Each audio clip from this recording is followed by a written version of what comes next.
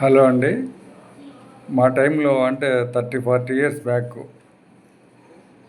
Cinema యాక్టర్‌లాగా మేము కూడా wall పోస్టర్ల మీద కనిపించాలని చాలా తీవ్రంగా కోరుకుండేది మాలో చాలామందికి. కానీ అది తీరలేదు. కానీ ఈ మధ్య బ్రహ్మాండంగా తీరిందండి. అదేంటంటే ఫ్లెక్సీలు పేరు చెప్పి మనం పెద్ద పెద్ద తలకాయలతో మనం బొమ్మలు పెట్టుకోవచ్చు. సినిమా యాక్టర్లతో ధీటుగానే పెట్టుకోవచ్చు. మనమే డబ్బులు ఇవ్వాల్సి ఉంటుంది.